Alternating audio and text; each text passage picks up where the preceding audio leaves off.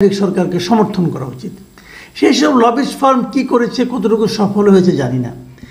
এবার সজীব ওয়াজেদ জয় যাদেরকে এই লবিস্ট হিসাবে নিয়োগ করেছেন তাদের জন্য তার চুক্তি হয়েছে $2 লাখ। $2 লাখ মাধ্যমে 6 মাসের চুক্তি, মানে 6 মাস তারা এই কাজটা করবে। এবং যে প্রতিষ্ঠানে তারা নিয়োগ করেছেন উনি, সেই প্রতিষ্ঠানের নাম হচ্ছে স্ট্রিক। আলাইকুম প্রিয় দর্শক, ছাত্র জনতার গণ অভ্যুত্থানের পরে আওয়ামী লীগ যেন হাওয়ায় মিশে গিয়েছে। একজনের বক্তব্য এখনো যেন বারবার আওয়ামী লীগকে জাগ্রত করছে, সেটি হলেন সজীব ওয়াজেদ জয়। এবার সজীব ওয়াজেদ জয় আমেরিকার সাথে গোপনে চুক্তি করেছেন যে আওয়ামী লীগকে পুনর্বাসন করার জন্য। সেই চুক্তিটি কত কোটি টাকার করেছেন এবং চুক্তি তিনি কেন করলেন? আরও এত আওয়ামী লীগের নেতাকর্মী রয়েছে, তারা কেন কথা বলছেন না? এবং তিনি কেন আওয়ামী লীগের পক্ষ থেকে কথা বলছেন? আরও তো অনেক আওয়ামী লীগের লোক রয়েছে, এমপি রয়েছে, মন্ত্রী রয়েছে এবং বিভিন্ন নেতা রয়েছে, উবাইদুল কাদের রয়েছে, তারা কোনো কথা বলছেন না কেন? আসলে কি তারা মুখের ভাষা হারিয়ে ফেলেছেন, নাকি কোনো এখানে কোনো ষড়যন্ত্র রয়েছে? প্রিয় চলুন আমরা মাসুদ কামালের মুখ থেকে একটি বক্তব্য শুনবো, তারপরে থাকছে বিস্তারিত। শেখ হাসিনা দেশ ত্যাগ করার পর আওয়ামী লীগ এত বড় একটা দল, কিন্তু দেখা যাচ্ছে যে আওয়ামী লীগের হয়ে কথা বলার মতো একমাত্র লোক হলো শেখ হাসিনার পুত্র সজীব ওয়াজেদ জয়। আর কোনো নেতাকে কিন্তু আওয়ামী লীগের হয়ে কথা বলতে দেখা যাচ্ছে না। দু একজন নেতা কালে ভদ্রে গোপন স্থান থেকে দু একটা প্রেস রিলিজের মতো দিয়েছেন, সেটাও আসলে তারাই দিয়েছেন না অন্য কেউ দিয়েছেন সেটাও স্পষ্ট নয়। কেউ কোনো কথা, দেশে অনেকে বিদেশে চলে গেছেন, বিদেশ থেকে তো কিছু কথা বলা যায়, কিন্তু তারা কেউ কিছু বলছেন না, সবাই যেন ডুব দিয়েছেন।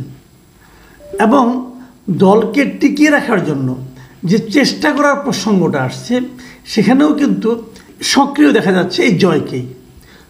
এবং সেই জয়ের সেই সক্রিয় আচরণের সর্বশেষ নমুনা হচ্ছে যে জানা গেছে যে উনি নাকি আওয়ামী লীগের পক্ষে কথা বলার জন্য, মানে আওয়ামী লীগ কেমন দল অথবা আওয়ামী লীগের যে সরকার ছিল, শেখ হাসিনার সরকার ছিল, সেটাই বাংলাদেশের বৈধ সরকার, এরকম কিছু একটা ধারণা দেওয়ার জন্য যুক্তরাষ্ট্রে একজন লবিস্ট নিয়োগ করেছেন তিনি, একটা প্রতিষ্ঠানকে।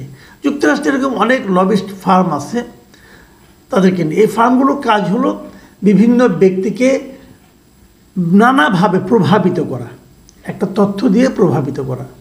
মনে করেন বাংলাদেশকে সঙ্গে যখন যুক্তরাষ্ট্রের টানাপোড়েন চলছিল, তখনও আমরা শুনেছিলাম যে অনেক টাকা খরচ করে কিন্তু যুক্তরাষ্ট্রের লবিস্ট নিয়োগ করা হয়েছে। তাদের দায়িত্ব ছিল যুক্তরাষ্ট্রে যারা আইন প্রণেতা আছেন, হাউস অব রিপ্রেজেন্টেটিভে যারা মেম্বার আছেন অথবা যারা সিনেটের মেম্বার আছেন, সিনেটর আছেন, তাদেরকে নানাভাবে বোঝানো যে আওয়ামী লীগ সরকারটা কত ভালো, অথবা কেন তাদের আওয়ামী লীগ সরকারের বিরোধিতা করা উচিত নয়, উল্টোভাবে বললে আওয়ামী লীগ সরকারকে সমর্থন করা উচিত। সেই সব লবিস্ট ফার্ম কি করেছে, কতটুকু সফল হয়েছে জানি না। এবার সজীব ওয়াজেদ জয় যাদেরকে এই লবিস্ট হিসাবে নিয়োগ করেছেন তাদের জন্য তার চুক্তি হয়েছে $2 লাখ। $2 লাখ মাধ্যমে 6 মাসের চুক্তি, মানে 6 মাস তারা এই কাজটা করবে। এবং যে প্রতিষ্ঠানে তারা নিয়োগ করেছেন উনি, সেই প্রতিষ্ঠানের নাম হচ্ছে স্ট্রিক গ্লোবাল ডিপ্লোমেসি, সংক্ষেপে SGD। এই প্রতিষ্ঠানটার আগে অন্য একটা নাম ছিল, তার নাম হলো সেনোরেন পলিসি গ্রুপ। এই যে তো খবর বললাম, এই খবরগুলো আমি পেলাম কোথায়? এই খবরগুলো দিয়েছে হলো সুইডেন ভিত্তিক একটা অনলাইন প্রতিষ্ঠান, বাংলাদেশের একজন বাঙালির একজন মানে বাঙালি এক সাংবাদিকের প্রতিষ্ঠান নেত্র নিউজ। নেত্র নিউজ এরই মধ্যে কিন্তু আমরা দেখেছি যখন নাকি এদেশে আপনার আওয়ামী স্বৈরাচারী শাসন বলবৎ ছিল, তখনও কিন্তু আমরা দেখেছি যে নেত্র নিউজ নানা ধরনের অনুসন্ধানী প্রতিবেদন তারা মানে প্রচার করছে, এবং যেগুলোতে সরকারের মানে সরকারের মোটামুটি মসনদ ধরে তার টান দেওয়ার মতো অবস্থা তারা বহুবার করেছে। বেশ নির্ভরযোগ্য এবং প্রফেশনাল জার্নালিজম এরা করে। তো এরা এই খবরগুলো দিয়েছে। এখন এই যে $2 লাখ বিনিময়ে 6 মাসের জন্য চুক্তিগুলো, $2 লাখ মানে আমাদের টাকা প্রায় $2.5 কোটি টাকা। টাকার অঙ্কে তারা যে পরিমাণ লুটপাট করেছে আওয়ামী লীগের নেতারা, সে তুলনায় এই টাকাটা তেমন কোনো টাকাই না। সজীব ওয়াজেদ জয়ের কাছে তো আরও কোনো টাকা না, তার তো টাকার কোনো সীমা ছিল না। যদিও এই প্রশ্নটা কিন্তু আপনি করতেই পারেন এই সজীব ওয়াজেদ জয় ওখানে আসলে কী চাকরি করতো, কীভাবে তার এত টাকা হলো? এই প্রশ্নের উত্তর কিন্তু আপনি কখনোই পাবেন না, কেউ আপনাকে দেবে না, এবং কখনো দেয়ও নি, কেউ দেয়ও নি খবরটা। উনি এত টাকা, অগাধ টাকার মালিক ছিলেন উনি। অনেকে বলে এখন নানা রকম কথা শোনা যাচ্ছে, এখানে নাকি বিভিন্ন কাজে তার শেয়ার ছিল, তাকে পার্সেন্টেজ দিতে হতো, সেইগুলো নিয়েই বোধহয় সে এইগুলি করেছে। এখন প্রশ্ন হলো, এই যে এত টাকা জয় খরচ করে লবিস্ট ফার্ম নিয়োগ করলো, যে বাংলাদেশের বর্তমান পরিস্থিতি মার্কিন সরকারের নির্বাহী ও লেজিসলেটিভ যারা আছে তাদের কাছে তুলে ধরা, এতে লাভটা কি হবে? আপনার কি মনে হয়, কোন লাভ কি হবে? কারণ এটা কিন্তু আওয়ামী লীগ করেনি, এই নিয়োগটা ওদেরকে নিয়োগ করেছে, এই ডলারটা দিয়েছে সজীব ওয়াজেদ জয়ের মালিকানাধীন একটা কোম্পানি আছে যুক্তরাষ্ট্রে, সের নাম হলো ওয়াজেদ কনসাল্টিং ইনকর্পোরেশন। তার মাধ্যমে ফরেন এজেন্ট রেজিস্ট্রেশন অ্যাক্টের অধীনে তারা এই চুক্তিটা করেছে। এবং এই লবিস্ট ফার্মের দুজন লোকের নাম শোনা গেছে, যে দুজন লোক এই ফার্মটির নেতৃত্ব দিচ্ছে, তারা হচ্ছেন ক্রিশ্চিয়ান বোর্গে এবং রবার্ট স্ট্রিক। এই দুইজন আবার সাবেক মার্কিন প্রেসিডেন্ট ছিলেন যে ডোনাল্ড ট্রাম্প, যিনি এবার নিজে ইলেকশন করছেন, তার সঙ্গে তাদের একটা খুব ভালো সম্পর্ক আছে। এবং 2016 সালে ডোনাল্ড ট্রাম্প যখন ইলেকশন করেন প্রথমবার, তখন তার প্রচারণার সময় এই দুজন লোক ট্রাম্পের উপদেষ্টা ছিলেন। কাজেই বোঝা যাচ্ছে ট্রাম্পের সঙ্গে সুসম্পর্কের কারণে যদি আগামীতে রিপাবলিকানরা জয়ী হয়, তাহলে হয়তো এই লবিস্ট ফার্মের কর্তা ব্যক্তিরা রিপাবলিকান পার্টির কাছে, রিপাবলিকান সরকারের কাছে কিছুটা হলেও দুতিয়ালি উকালতি হয়তো করতে পারবেন। কিন্তু সেটা কতটুকু হবে? যুক্তরাষ্ট্র কি তার দেশের পলিসির বিরুদ্ধে যাবে? এটা বিভিন্ন সময় দেখা গেছে। এই সমস্ত বিষয়ে যুক্তরাষ্ট্রের প্রেসিডেন্ট যে দল থেকে হোক, ডেমোক্রেট থেকে হোক আর রিপাবলিকানদের মধ্যে থেকে হোক, যারাই হোক না কেন, তারা সাধারণত তাদের জাতীয় স্বার্থটাকে সবচেয়ে বেশি গুরুত্ব দিয়ে থাকে। সেক্ষেত্রে ট্রাম্প এলে কি কিছু হবে? হতে পারে, আমি জানি না কিছু। এরা হয়তো সে লবিং করবে। 6 মাস তো, নির্বাচন হবে আগামী আমেরিকাতে নভেম্বরে হলে তো বেশি দেরি নাই, মাত্র 1.5 মাসের মতো আছে, অথবা 2 মাস ধরেন আছে। তো এই সময়ের মধ্যে কিছু একটা হতেও পারে, কিন্তু ওরা তো 6 মাসের চুক্তি। কিন্তু একটা জিনিস আপনারা ভাববেন, সেটা হলো কি, যে লবিস্ট ফার্মগুলো এই যে প্রতিনিধি পরিষদ অথবা সিনেটের কাছে তারা যতই লবিং করুন না কেন, সেই লবিং কি ডক্টর ইউনূসের সঙ্গে তাদের যে সম্পর্ক, বিশেষ করে যুক্তরাষ্ট্রের যে সম্পর্ক, তার চেয়েও বেশি কার্যকর হবে? আমার কিন্তু তা মনে হয় না। কেন? যে তাই যদি হতো, তাহলে এই বিভিন্ন সময় যে আমাদের এখানে পিটার হাস ছিল মার্কিন যুক্তরাষ্ট্রের রাষ্ট্রদূত, তারা নানা রকম কথা বলেছে। ডোনাল্ড লু এসেছিল, উনিও যে রিপোর্ট দিয়েছিলেন আমেরিকার সঙ্গে আমাদের সম্পর্ক চরম খারাপ ছিল। তৎকালীন প্রধানমন্ত্রী শেখ হাসিনাকে বলতে শোনা গেছিলো আমেরিকা থেকে উনি কিছু কিনবেন না, আমেরিকায় যাবেন না, এবং আমেরিকাকে সরাসরি ব্লেম করেছিল আমেরিকা নাকি তাকে ক্ষমতা থেকে উচ্ছেদ করতে চায়। এসব বলার মাধ্যমে যুক্তরাষ্ট্রের সঙ্গে উনি ওনার দলের সম্পর্ক যে তলানিতে নিয়ে গেছেন, সেই তলানির থেকে তোলার ক্ষমতা কি লবিস্ট ফার্মে থাকবে? এবং আপনারা মনে করতে পারবেন, যুক্তরাষ্ট্রে বসে উনি বলেছিলেন যুক্তরাষ্ট্র কী করবে, না আমার ছেলের ব্যবসা নিয়ে নেবে, নিয়ে নেয় কী হবে বলেছিলেন। কিন্তু এখন যার ব্যবসা নিয়ে নেওয়ার কথা যুক্তরাষ্ট্রের, সে যদি লবিস্ট ফার্মকে নিয়োগ করে, তার নিয়োগে কতটুকু প্রভাবিত হতে পারবে? আসলে হবে একটা ঘোড়ার ডিম।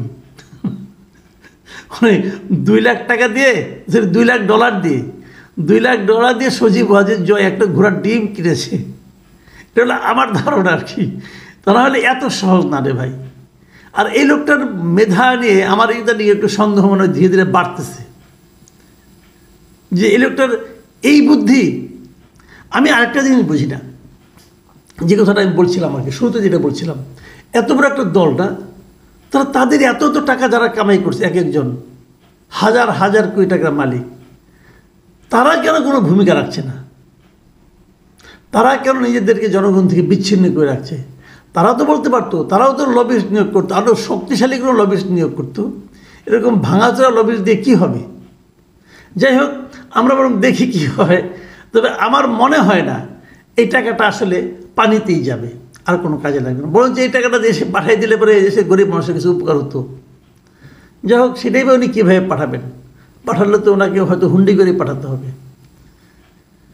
শুনছিলেন মাসুদ কামাল ভাইয়ের মুখ থেকে যে সজীব ওয়াজেদ জয় $2 লাখ কিন্তু চুক্তি করেছেন আমেরিকার একটি প্রতিষ্ঠানের সাথে, যে বাংলাদেশে এসে বা তারা ওই জায়গা থেকে বিভিন্নভাবে তারা বাংলাদেশে আওয়ামী লীগকে তুলে ধরবে এবং জনগণের সামনে এমনভাবে প্রেজেন্ট করাবে যেন জনগণ বুঝতে পারে না আওয়ামী লীগ একটি ভালো দল এবং এই দলের গুণ রয়েছে, এবং বিশ্বের ভিতরে তারা আওয়ামী লীগ কেমনভাবে উপস্থিত করবে যাতে সবাই যে অপরাধ যে আওয়ামী লীগ করেছে সেই অপরাধটি যেন মানুষ ভুলে যায়।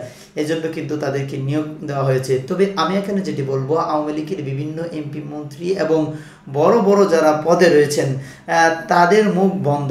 তাদের মুখ বন্ধ থাকার আসলে কয়েকটি কারণ রয়েছে। এর মধ্যে একটি হলো বিশেষ কারণ, আসলে তাদের মুখের ভাষা হারিয়ে ফেলেছে। তাদের আসলেও এত অপরাধ করেছে, আসলেও যদি মানুষ অপরাধ করে তখন দেখবেন তার আসলেও মানসিক সমস্যা হয়ে যায়। যখন অপরাধ করে সে ভীতু হয়ে যায়। আওয়ামী লীগের প্রত্যেকটি নেতা কিন্তু অপরাধী, এবং আমি আওয়ামী লীগের প্রত্যেকটি নেতাকে বলবো তারা কিন্তু জনগণের মৃত্যুর জন্য তারা দায়ী এবং জনগণের রক্তে তারা হাত রাঙিয়েছে। এজন্য কিন্তু তারা নিজেদের যে মুখের ভাষা, যে সত্য বল, সেটি কিন্তু হারিয়ে ফেলেছে। অর্থাৎ কারো সাহস নেই যে কথা বলবে জনগণের সামনে এবং বাংলাদেশে আসে অথবা বাংলাদেশকে নিয়ে যে কথা বলবে সেই বিষয়টি তারা হারিয়ে ফেলেছে, সেটি গণমাধ্যমে হোক বা সরাসরি হোক। তবে সজীব ওয়াজেদ জয় কথা বলছে কিছু, তার বিশেষ কারণ রয়েছে। কারণ সজীব ওয়াজেদ জয় যে জায়গায় বলছে তিনি আসলেও এমন একটি জায়গায় রয়েছেন এবং তিনি যদি কথা না বলে তাহলে দলের যে এই অস্তিত্বই থাকবে না, সেটি কিন্তু সজীব ওয়াজেদ জয় বুঝতে পারছে। এজন্য তিনি কিন্তু কথা বলছেন এবং তার কথা বলার কয়েকটি কারণ রয়েছে। ইতিপূর্বে যত কিছু হয়েছে, প্রধানমন্ত্রী শেখ হাসিনা তার ছেলে মেয়েকে কিন্তু জনগণ থেকে বাহিরে রেখেছে। অর্থাৎ সজীব ওয়াজেদ জয় বলেন, পুতুল বলেন, তারা কিন্তু জনগণের সাথে পরিচিত নয়। যদিও প্রধানমন্ত্রীর ছেলে মেয়ে হিসেবে সবাই চিনে, সবার সাথে পরিচয় আছে, কিন্তু রাজনৈতিকভাবে কোনো জনগণের সাথে তাদের সম্পর্ক মুঠে একেবারে নাই বললেই চলে। সেই জায়গা থেকে সজীব ওয়াজেদ জয় কিন্তু কিছু কথা বলছে এবং তাকে বলানো হচ্ছে। তবে বাকি আওয়ামী লীগের নেতারা আসলেও এরা এমন অপরাধ করেছে যার ফলে বাংলাদেশে মানুষ নিয়ে কথা বলবে সেই শক্তি তাদের নেই। এটি হলো প্রধান কারণ। তারপরেও আওয়ামী লীগের কিছু নেতা রয়েছে, যদিও কথা বলার শক্তি থাকে বা সৎসাহস থেকে থাকে, কিন্তু তারা কথা বলার না কারণ আসলেও তারা বুঝে গেছে যে এই আওয়ামী লীগ আর কখনো কি ক্ষমতায় আসতে পারে কি না, অর্থাৎ এক যুগের ভিতরে কি তারা ক্ষমতায় আসতে পারবে কিনা সেটা বড় একটা আশঙ্কা রয়েছে, মানে না আসার সম্ভাবনা বেশি। অর্থাৎ এই দলটি নিয়ে যদি কথা বলা হয়, পরবর্তীতে যে বাকি যারা নির্বাচনে আসবে এবং নতুন দল গঠন করবে, তার এই একটি কথাও তার জন্য ক্ষতির কারণ হতে পারে।